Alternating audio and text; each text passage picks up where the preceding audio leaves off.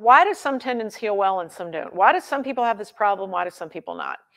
So again, you have to have enough of a load, enough movement and exercise when you're doing things to stimulate all of that stuff we talked about with remodeling, to stimulate cleanup of the bad DNA, the bad proteins.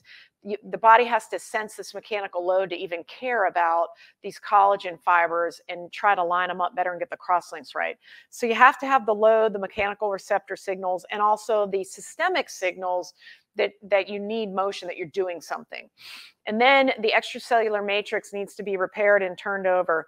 So that is, of course, also influenced by activity, also by hormones. How much oxygen's getting in there? What's the blood flow? Do we have the basic building blocks of the collagen, the glycine, the proline, things like that? Do we have enough vitamin C around to cross-link this stuff? You guys, I don't know if you remember Mutiny on the Bounty, that book. What happened was the sailors would go out and they were looking for breadfruit, or they had to get what's called breadfruit, because breadfruit is a huge source of vitamin C, and it would prevent what's called scurvy. So scurvy is the ultimate deficiency of vitamin C, where things are so badly cross-linked that you just start spontaneously bleeding from everywhere because nothing is holding together well because of a lack of vitamin C. So that's the extreme situation, obviously.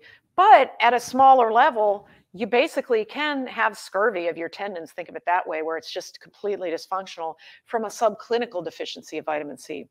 But obviously, you're going to have the right amino acids, things like that. So the extracellular matrix, mechanical load, and then you got to have the right genes turning on and off. If you're eating a highly inflamed, ultra-processed diet all the time, not turning on the correct genes, you are not methylating the DNA properly to promote healthy collagen formation. You're doing the opposite. So you're shooting yourself in the foot, so to speak. I see a lot of gunshot wounds to the foot in my teaching responsibilities in New Orleans. I'm still not quite sure why people keep doing this, but you are, so to speak, shooting yourself in the foot with a bad diet because you're never going to turn on the right genes or turn off the right genes. And then here is a nice pictograph of a portion of the rotator cuff as it comes off of the shoulder blade and attaches to the humerus here, okay? And then if above, right next where it says infraspinatus muscle and diagonally goes down, there should be another muscle sitting there. That is what people think of as the rotator cuff. It's really one of four, but the supraspinatus tendon. Hugely common to have tendinitis there.